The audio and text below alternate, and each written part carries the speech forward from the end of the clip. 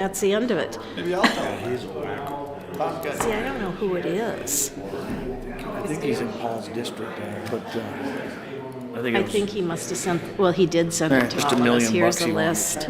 yeah, and Okay. I'm in. We'll give it. Good morning, everyone. At this time, I'll call the Crow Wing County Budget Committee meeting for December 9th, 2021 Him, he to wasn't on the order. list. And with that, we'll start with Nick, if you'll lead us through the process today.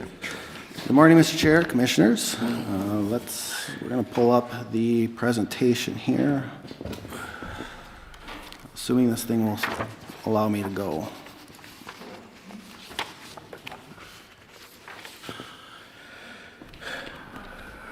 Apologize, we're having some connection issues with Teams. I kept getting kicked out.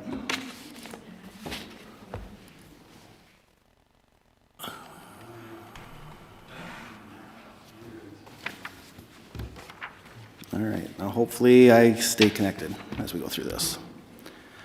First on our agenda is just a quick rundown of the presentation that you will get on the next Tuesday's board meeting, the 2022 budget and levy. This is the similar presentation to what we've given in the past. There are a couple things of note in here of some pretty important notes, I think. I won't go through too much detail on this just because you'll get to listen to this again on Tuesday, but I wanted you to be aware of what was coming. So we start off with our basic, letting everybody know that we're here only for tax, not for their actual assessment values. Give a little snippet of where they would look on their tax statement to find their county tax portion. The review of the 10-year history of our levy and the percentage associated with that. Breakdown of the government services within Crow Wing County. Then we start off into the actual details of everything. This is the property tax of $42,908,106 that we've discussed for the past few months at the 3.99%. This is how it breaks out over each department. You can see that public safety and community services are our largest portion, as they have always been. For total revenues, we do. Yes. So, it's not gonna look like this on Tuesday? 1 second, Paul, we can't hear you. we need the volume. Can you hear me now? Now we can, yes. Thank you. Okay, so there's something kind of goofy with it. It's got all black around it. I don't know if it's gonna look like that on Tuesday, but it's hard to see. I can read it, but it's almost like you're clicking on it to make some corrections. Does that make sense? How does it look there? Ours is just like it appears on paper, so it's white background with, Looks like Okay. $100 million. I know because it's presenting through Teams, it's going to shrink it down a lot because it's got to still show your image and the camera from here. So that might be Okay. what's causing it. It just shrinks it down a lot. Did you send me the same presentation? I see you sent me a whole lot of stuff just a little while ago. Yep, I sent everything that we sent out over the past couple of days in one big group email for you. So Okay, this should be in thanks. there. It's labeled the 2022 budget and levy. This is a breakdown of our other revenue sources, including levy. So there's just over $100 million worth of revenue coming into the county based on budget for 2022. Intergovernmental, 35 million, and levy is 42, and then a number of other breakouts in there. And we'll go through more details on Tuesday. Total expenditures, this still stays in line with what we've been discussing at the $99,911,854. We do have fund balance build programmed in for 2022 still to get community services back on track and to continue getting general fund back to where it needs to be for the fund balance.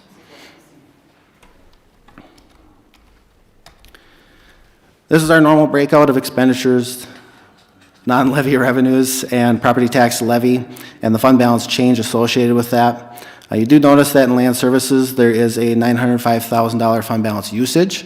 Land services does pull in Fund 18 and 50, which is solid waste and landfill. And as they do projects out there, we do utilize fund balance to deliver some of those projects, and then that builds back up.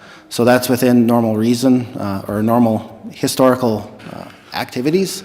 and that's where that's showing up. If it was just the land services portion itself, they would be billing a little bit of fund balance as well. Okay. County tax levy per capita, we've done this comparison for a number of years now. You still see us as the second lowest of all the surrounding counties. We did have a brief stint where we were the lowest below Morrison County, but with trying to get fund balances back in line, we have come above them on a per capita basis. This is just a summary of the estimated market value and new construction over the past 10 years, including 2022.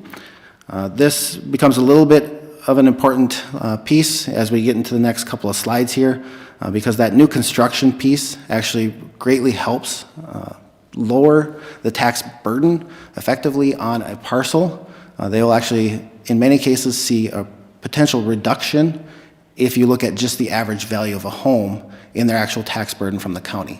Now, it doesn't apply to every single parcel because each value changes. That impacts what it looks like, but it does have an impact on the overall cost that they will see on their levy statements.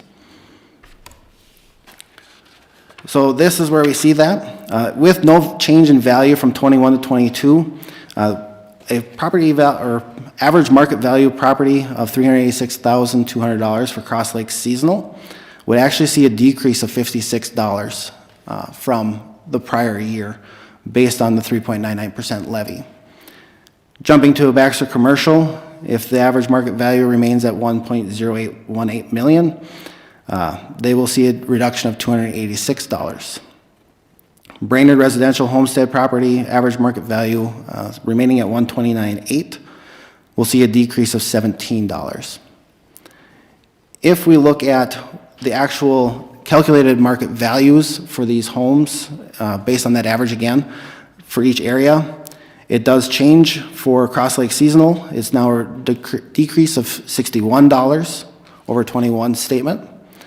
Baxter commercial, you see the property actually values, average market value for Baxter commercial is actually reduced for 2022, but they do see a decrease of $293 in their tax statement. And then Brainerd residential homestead with an average market value of $136.8 will see a decrease of $18. So we are increasing our levy 3.99%, but because of changes in market value, increased market capacity, or capacity in property values, we do see that they are getting a decrease as a result. And as I said, this doesn't apply to every property. Each property is valued individually, so some will see increases, some will see decreases, but this is all based on the average. And then the next two slides, we kind of go over the homestead credit refund for the public so that they have access to that and are aware of where that is housed within the state. Annual income for these, anybody that wants to get this refund, has to be $116,180 or less for 2020 taxable year. And then it's based on total property taxes and income. It's a sliding scale of what that refund will be. For a special property tax refund, the net tax increase has to be at least 12%. They must have an increase of $100, and the max refund for this is $1,000. That can be found in the same place on the state's website. And then we will move into public comment. Any questions on what we will be going through on Tuesday? Okay. Like I said, we will have much more detail for everybody when we go through it on Tuesday. Just didn't want you to have to be bearing through listening to it today and then again on Tuesday. One quick note, though, about Tuesday. We are beginning our meeting at 5 o'clock and not at 6 o'clock. So I want to remind everyone that we will be here. We're going to do our regular business at 5 o'clock. We called a special meeting for that purpose. And then at 6 o'clock, we'll do the T&T meeting so that we meet the guidelines for that. But just want to make sure everybody understands 5 o'clock on Tuesday. Okay, next up on our list, we did have all of the ARPA application for the external applicants close out last week. So far, we have internal applications. We have 12 applications. The total for all 12 is $2.616 million. This is well above what we've allocated, but that is the reason we have the committee put together, and we'll review each one of those applications to determine what will qualify, what will not qualify, and move those forward as we go. For broadband, there were 3 applications received. CTC, Emily CTC, and Spectrum or Charter submitted bids. Their 3 applications total $15.94 million, well above what we have allocated and well above our total allocation of ARPA funds. For the daycare portion of it, we have 29 applications, just over $3 million here, again, well above what we've allocated to this area. So staff will be working with Commissioner Brecken and Commissioner Hoag to set up that committee meeting to start reviewing these and determining what will be approved, what won't be approved. It's probably going to be a lot of tough decisions because we're well above the funding that we have available to us. Any questions on ARPA? Should be an interesting discussion. I think it will be a very interesting discussion, and some of the things that I've been able to review so far, it'll be an interesting discussion. Moving on to the financial status update. Again, with the previous months, this does stay pretty well in line. There are a few things that I have that kind of stand out. So I'll kind of just hit some of the high-level points on just a few areas. We won't go through everything in complete detail, just for the essence of not repeating ourselves over and over every month. General fund, you can see we're still outperforming in revenues by a fairly significant amount.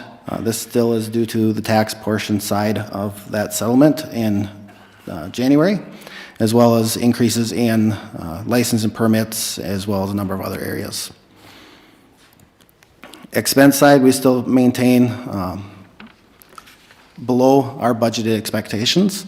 This is primarily due to personnel. It is a combination of a number of open positions that remained open for a significant period of time, and a little bit of our 27th payroll catch-up that we were doing for this year. So the combination of those two give us a significant amount of savings in personnel. We see most of this in the sheriff's office, and in the sheriff's office, it's primarily due to that turnover rate and struggle of replacing positions over the time, or over this year. So that's had a pretty significant impact on us for budget purposes. With sheriff, we're just over on revenues. Oops, sorry. One of the bigger things in here is we are still over in revenues, but we are actually below budget in our out-of-county holds. There is some delay in the billing process. I do have Dan from the sheriff's office working out why the jail is behind in billing, so we can get that caught up. Right now, we're $37,000 below our budget expectation. With what Dan knows is outstanding, we should be between $30,000 and $60,000 above budget in revenues for out-of-county holds. So we're still performing where we should be. It's just a timing delay on the jail side. So we're working to figure out why they're behind on their billing. So, Dan, if you'll just explain that one to us. Yeah, what actually happened was we were waiting for some numbers from the medical group, and we actually bill out the prescriptions and medical stuff with the actual out-of-county holds, and it sounded like there was a little delay because of turnover on their side of things, and them getting us the numbers. So it sounds like it was either billed out yesterday or it will be billed out today. So most of this delinquency or not getting them out as quickly as possible is just due to the medical side of the prisoner, correct? Correct, yes, which is part of the actual bill that we send out. And the big one is to Cass County. That's quite significant. It's usually about $74,000 that we bill out to them just for the out-of-county holds. But with that, on that bill, they actually bill out the medical pieces with that as well. So are you billing as a group? So let's say Cass County has 10 inmates here. Yes. But we're waiting on medical expenses for 2 of them. Yep. So we're holding the whole group back from being billed at this time. Yes, we had, that's what happened, correct. And I'm going to definitely look at that for future billings as well too. So we're not just waiting on that. I think we could do 2 separate invoices.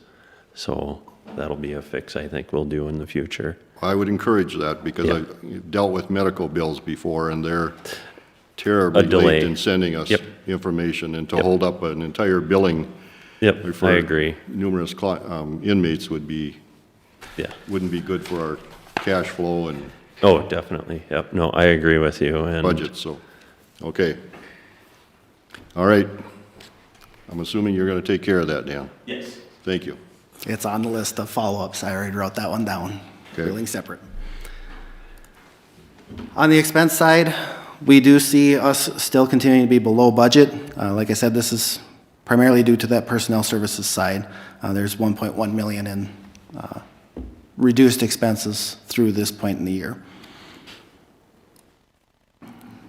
For land services, we continue to be in pretty much the same position that we were the last few months, performing on revenues due to permits and charges for services, primarily by recorder. And then on the expense side, we are just below budget, with personnel down by 107,000 from budget, and charges for services being slightly over, still because of that enforcement action that we took earlier on in the year.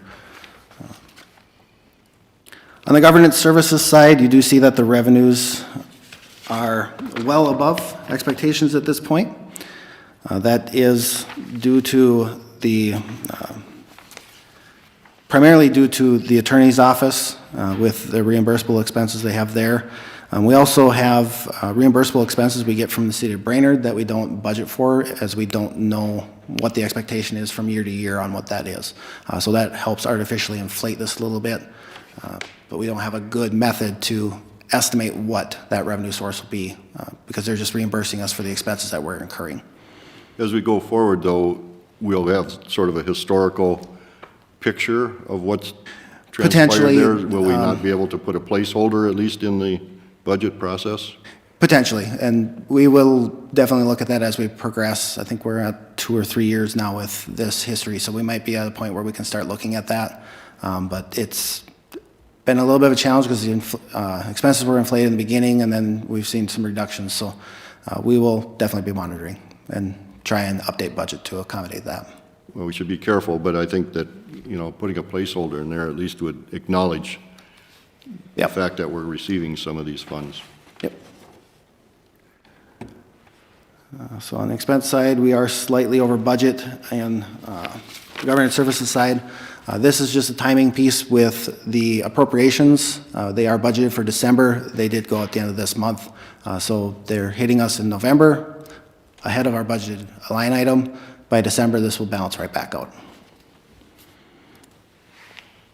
On the administrative services side, we continue to be above budget here as well. That is the liquor sales being spread over 12 months. We are catching up. This will get fairly close to right on budget by year end. On the expense side, we are well below budget here as well. We do have reduced expenses for building maintenance and supplies, fuel for buildings, a lot of the things that we've discussed for the last few months, where we're seeing just reduced costs because of less staff in the building and a number of other pieces that play into that. On the highway side, our revenues have greatly outpaced what we have for budget.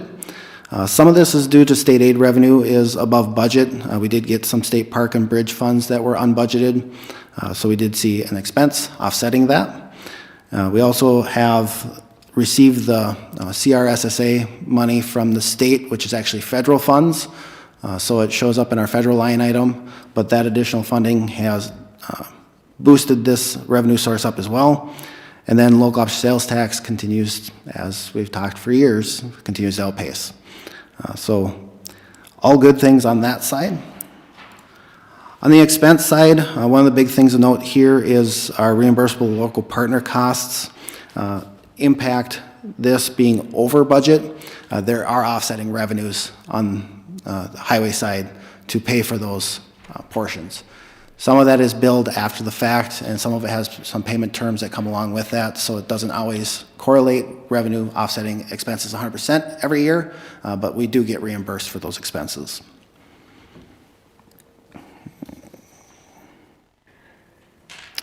Community services, we continue to see revenue higher here, and the story continues to be the same here with the property taxes, increased grants for COVID, and then our charges for services for mental health targeted case management continue to outpace.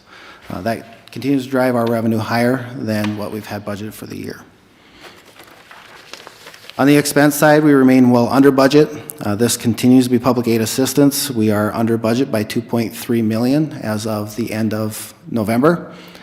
So very positive things happening over there that definitely have a really good impact on us across the budget and will greatly help us in rebuilding that fund balance this year too. So it'll make some pretty good strides this year to get us back to where we need to be, which will help us greatly over the long term with our levy. So real quickly, Kara, can you give us an explanation why we would have such a dip in this foster home care arena? So a couple really good things going on with our Systems of Care grant. We've moved more towards supporting kiddos in our community with wraparound services for kids and families as opposed to, and I misspoke, it's our SIBS or our bridging program, keeping the kids in our community rather than sending them out for placement. So we're really grateful to our community partners for helping us build that. In addition, our corrections folks are working really hard to find alternative placement options and working with social services to come up with different ideas on how we can manage behavior differently. So those are two big components of it. The other thing is we're clearing cases. Well, We yes. have basically the same number of cases coming in to the child protection arena over the course of time, but the ones that we accumulated during the court backlog, we're clearing. And so I think that is also holding some of our numbers down. I heard that we have a bunch of adoptions in the queue waiting for finalization. That will help. And so I think it is a constellation of things. We appreciate all the efforts in that area, though. I know that that's a struggle, and it's very volatile. So thank you very much. And let's not stop there, though, okay? Right. Let's continue. Oh, yeah. We're not done yet. But thank you very much. Thank you. All right, jumping into unrestricted cash flows, we continue to outperform the prior years. We're in a much better position than we were last year, much better position than we were 2 years ago. So we're in a very positive path here. The fund balances being rebuilt is helping us with that, as well as a little different management of the funds with ARPA and CARES Act dollars coming in. Also helps us kind of see a boost here. We have a little bit less covered in investments. We are still working to shift some of those funds over to the trust to try and get more return because the money market account still is miserable. And honestly, with the trust side, we're seeing some struggles there too, that they aren't getting as good a returns lately either, even though we're buying muni bonds and interest rates should be fairly well set in that. They are still seeing some discounts that occur in there that are reducing how much we get back on that side. But it is much better than what we're doing in the money market. One thing of note in here is in November, general fund's cash position did actually go negative for the unrestricted side. This is due to us shifting all the ARPA funds out of that fund over to Fund 85. So it's not really a cash flow issue, it's just how we have recorded it, moving it to a different fund and investing that funding. So it gives a little bit of a skewed picture on what general fund's at. General fund's in a good position, it just looks bad when you look at unrestricted. Overall though, as a group, we're doing very well. First assessment district and second assessment district, the story continues to be the same. Revenues are outpacing, expenses are below. In both areas, mostly due to maintenance fees being lower, as well as stronger tax collections. It looks very significant when you look at it on a chart, but because our budgets are so small, it stands out pretty substantially, especially with everything being spread over 12 months rather than budgeted monthly, which we will be changing for the 2022 budget so that we get a much better picture of how this is flowing throughout the year. Do we have the highway chargebacks in here yet? We do for 2020, 2020 is in there, 2021 won't come in until 2022. Okay, okay. And that jumps through second assessment. Any questions on financial status update?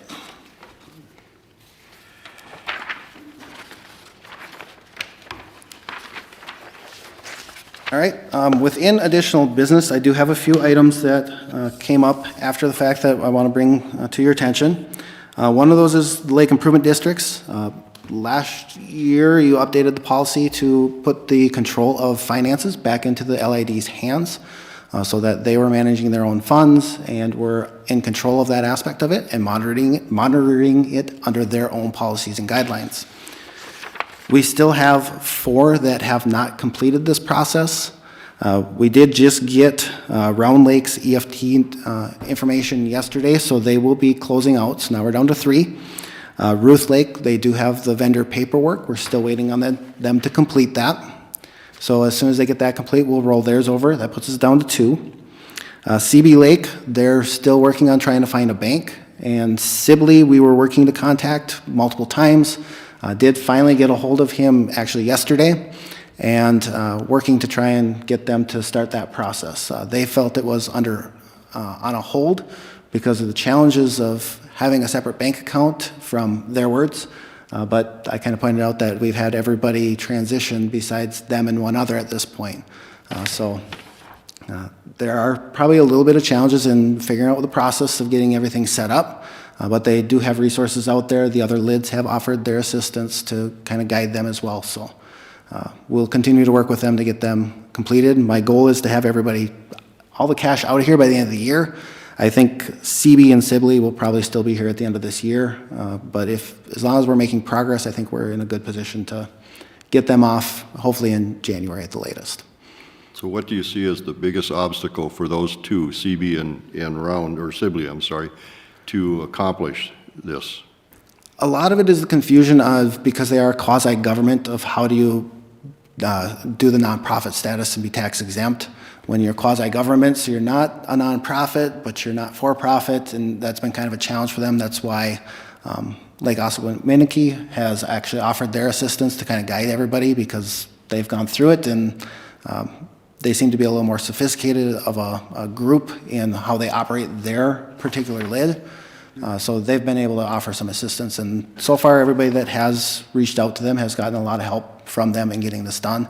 I think that's the reason that we are down to just these 4, is because they've offered that help. When I look at CB Lake, though, and they're looking for a bank, there's a bank being built on almost every corner of the streets in Brainerd and Baxter, and I don't understand. That just seems like a stall to me. It's a combination of getting their federal ID, getting a bank set up, getting their own policies and procedures internally put together to make sure that they have checks and balances for making payments.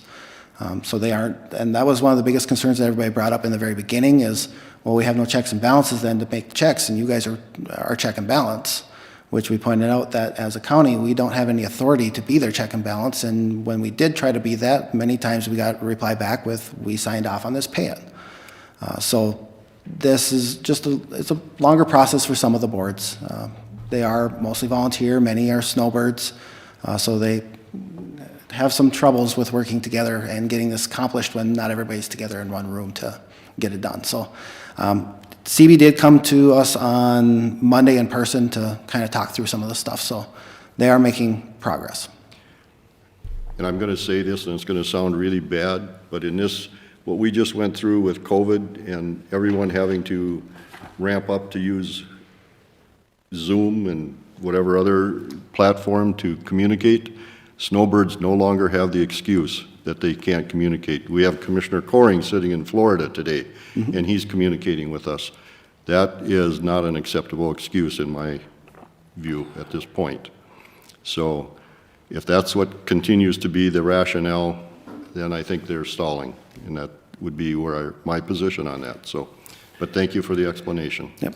we're keeping after them, so we will update you again. If we continue to see, in January, we're still getting the same response, then we'll update you on that. Okay. Next on the list is the HHW building funding options. We did bring that up at the last budget committee, or committee of the whole. Can't remember which meeting we had that at. But we did discuss HHW and some of the funding sources that are out there. Jessica and Gary did put together some stuff for how to fund it with existing funds. And then I have a little bit of information on bonds if we wanted to go down that path. Would you like to start with Jessica and Gary, or the bonding issue part first? Start with the bonding issue first. Okay. On the bonding side, there was a little bit of concern from the bonding agency about whether this building was a public works type facility. We did work through that, since it is our staff that will be manning this, and it is all of our operations internal to that. We are able to actually go out and bond for this. If we do bond for $1.7 million, we're looking at a 5-year estimated, or 5-year repayment would be about 1.5% interest. If we jump that to a 10-year repayment, it's 1.8 to 2%, depending on how the offering goes. And then on a 15-year, it's 2 to 2.3% interest. One of the things to note in here is we do have fund balance within solid waste. We do have a method, if we increase a little bit of revenues today, that we can get to the point that we can do this with the existing cash we have and our existing cash flows. One of the benefits of bonding is we can kind of protect our cash flow for the term of that actual loan or that bond, but it also tries to make it a generational thing. If we're doing a 5-year bond, it isn't that generational aspect, it becomes a cash protection position. After 5 years, we're going to spend the same amount plus the interest. So our cash position after that 5 years will be in about the same position as if we used our fund balance today and then rebuilt with the revenues that we have.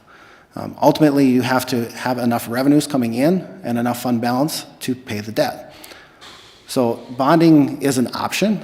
I don't know that it is the perfect option for this case, especially with a 1.7 million bond offering. So it is an option that you have, though. And it's up to you as a board to determine if that's the path that we want to go down. Otherwise, Jessica and Gary do have a couple different options of how we can navigate this with the existing fund balance we have and the revenues and potential for revenue increases, maybe.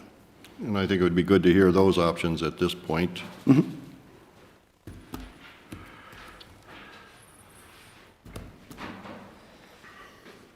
Well, good morning. Everybody loves to hear how to raise more revenue, I'm sure. Jessica, are you on? If you could share your screen, Jessica, the same solid waste non-landfill sheet that you gave me this morning with all the updated numbers, so they could see you. Yeah, and then if you can increase that a little bit, Jessica, that would be great. So what we think is we have a strategy where we could, if you have a couple options on here, but we do have a strategy that we think if you wanted to pay as you go and put an actual bid out to construct this thing in 2022, the path forward would be, option A would be kind of as follows. We have, starting up on the top there, you'll see that the fund balance has been hovering around 2.1 million year over year. And one of the big spins in there that we do about every 5 years is we have to go through, or every 10 years, excuse me, is a updating of our solid waste management plan. That's one component to continue the SCORE funding. We also need it for some permitting activity for the landfill as well. And we historically have contracted with our engineering company to help us get that all updated in accordance with the MPCA. I think the spend on that, which we're going through now, is part of the expense in 2022, where you see expenses going to 1.8 million. This thing gonna work? There we go. Here, expenses go quite a bit heavy, and part of that is $750,000 we had budgeted for the HHW building, and some of that balance is about $300,000, I believe, for updating and getting our permit renewed, and part of that is a solid waste management plan update. What you'll see is just what we have in there currently, without needing another about $1 million to construct this building, we would be sitting at 1.4 million, just with what we have now. That's 300,000 from TF to help, 750. We were thinking this building could be around $1 million. Early estimates, with the HHW being housed in there and stuff, it's probably pushing 2 million, is 1.9 something. So option A, long story, would be that we would use the fund balance here to pay for the building, construct it. That would leave about 400 if we did nothing in our fund balance, 400,000. The plan over here would be that we would shift some salaries from some of these funds over to our landfill fund. We are increasing fees on tires, electronics, mattresses to close those gaps, so we're trying not to lose money in those programs. A break even will actually increase revenues, will help us on the bottom line of our fund balance.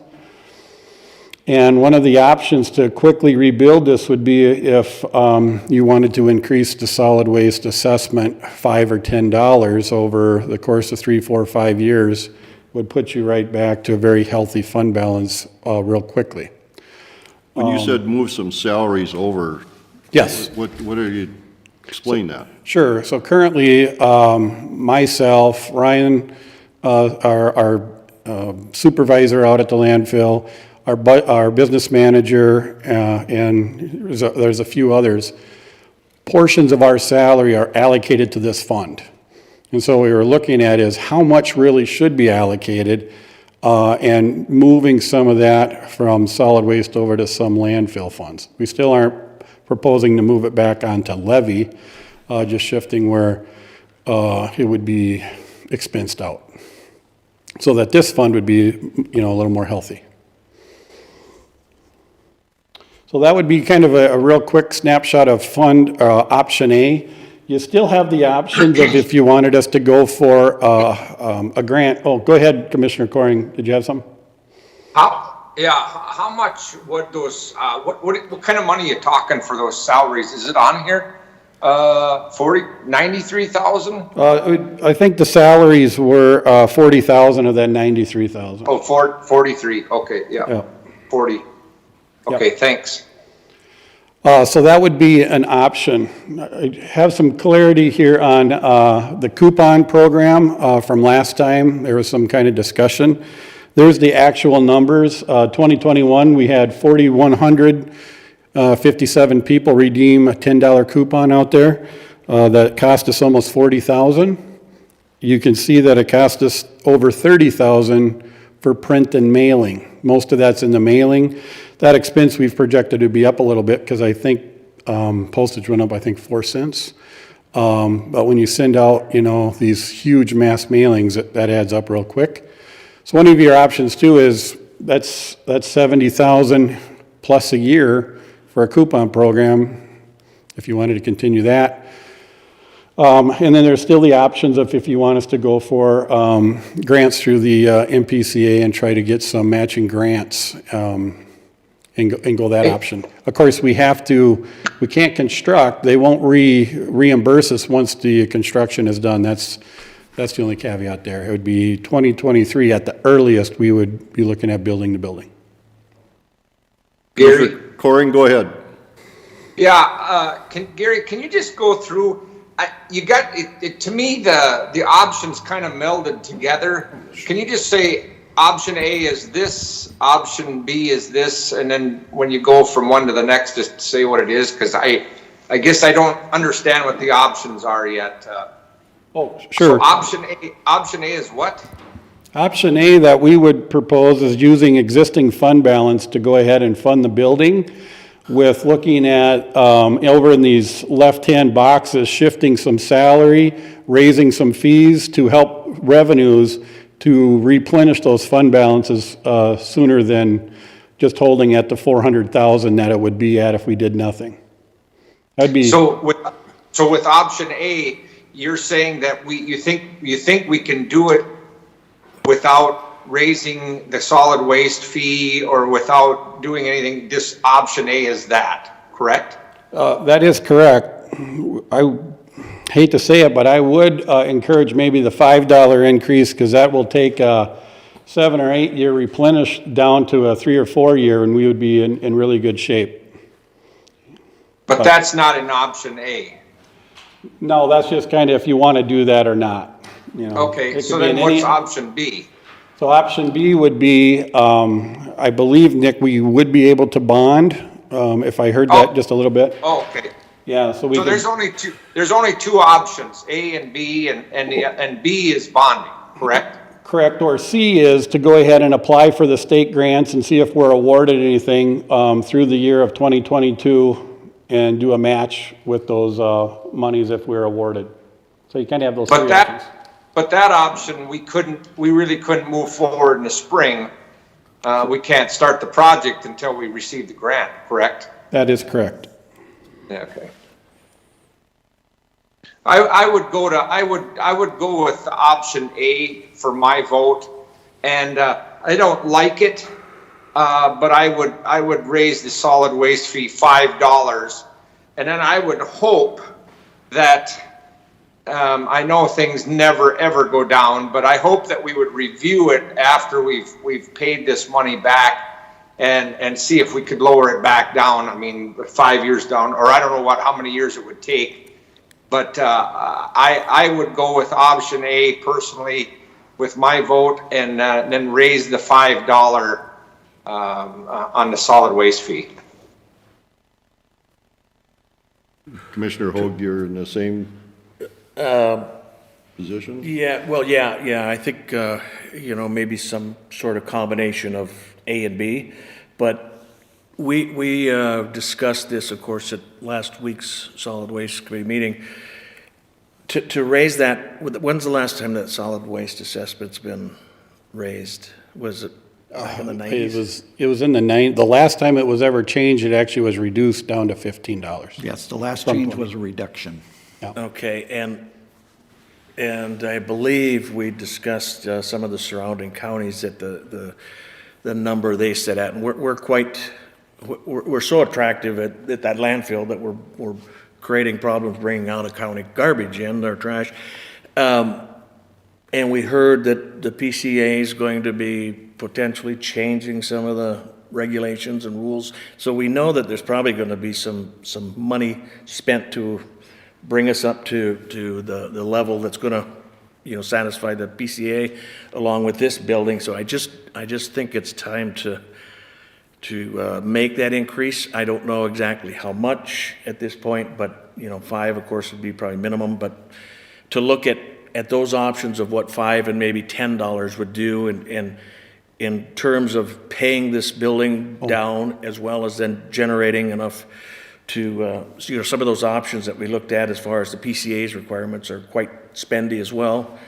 We're going to need some balance to accommodate that. So hopefully we can still pay that building down and then get out in front of that, so we're prepared to invest whatever we have to meet the new standards whenever they come out. So, my thoughts again are just to take a couple examples of that assessment number and see what that does in regards to building our fund balance, and then pulling it back down to the 1.7, 1.9, and going forward. So I just don't know that we're going to have the luxury of doing it for 5 years and then dropping it back down, because we know we got stuff coming at us, so.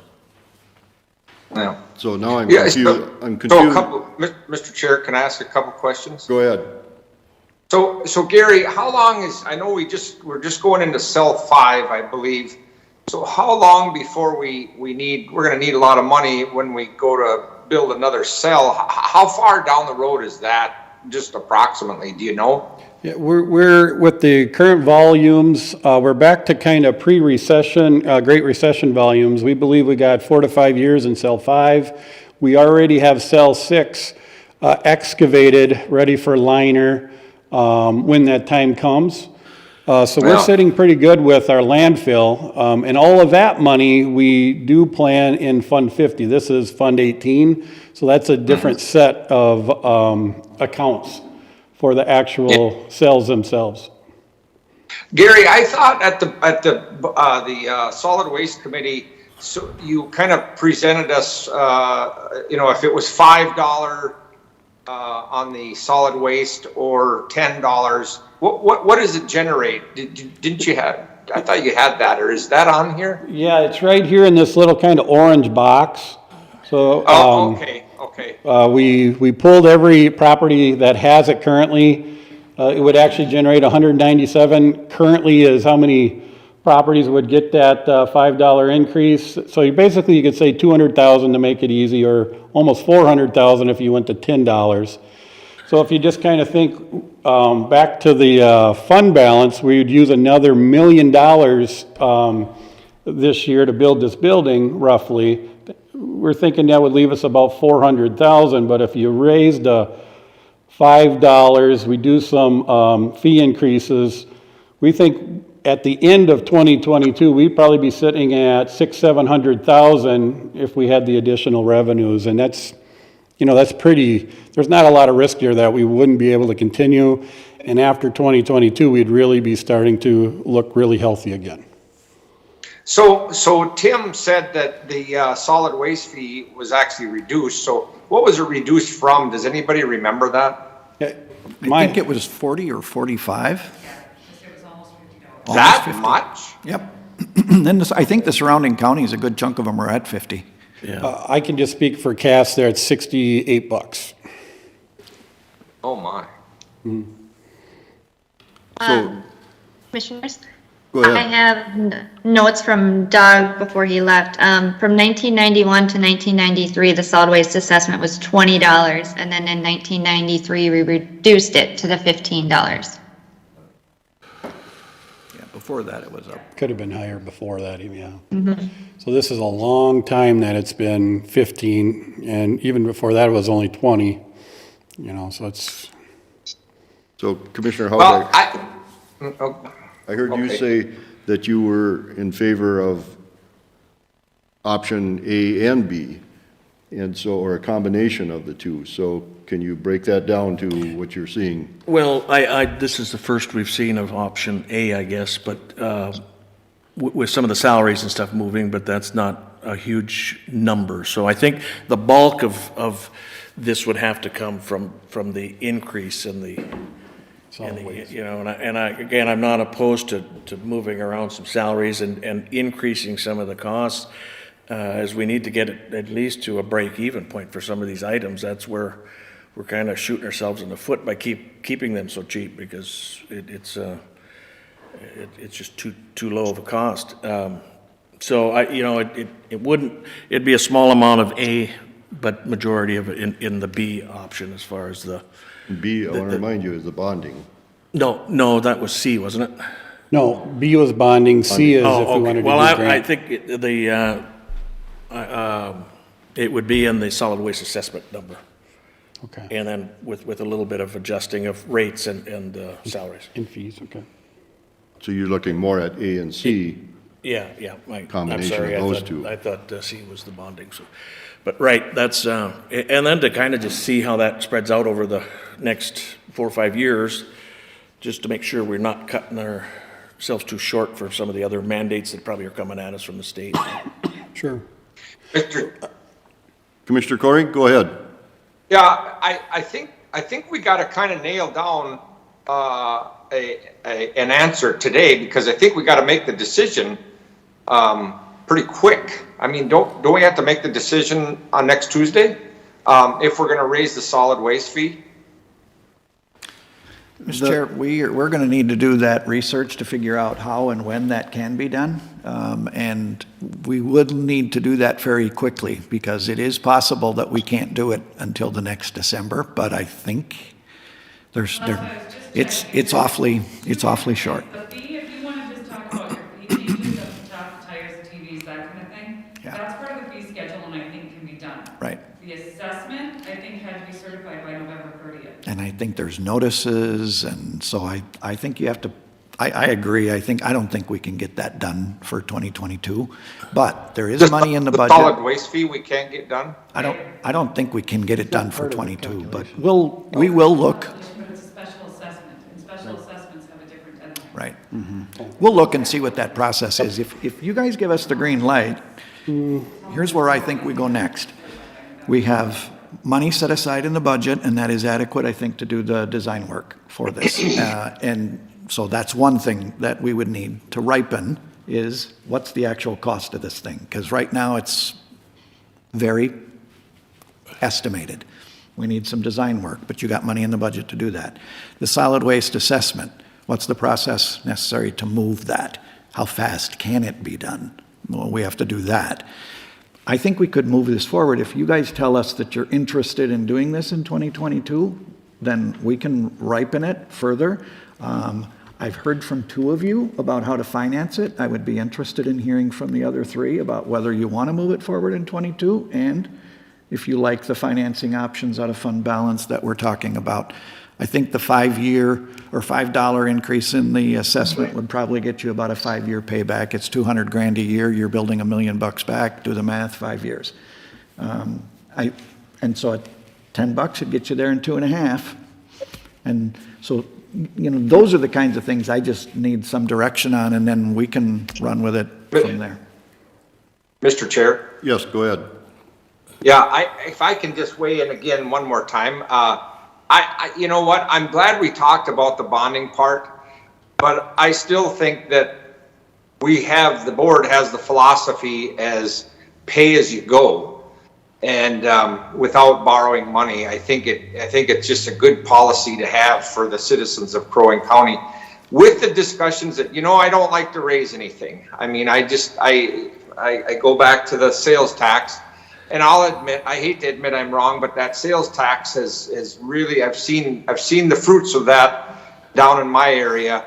And so with the discussion that we've had here, no bonding, I'm not in favor of that. I'm in favor of option A, and like Doug said, it has to be you know, what the number can be. I guess I'd go as high as 10, raising the solid waste fee to $10.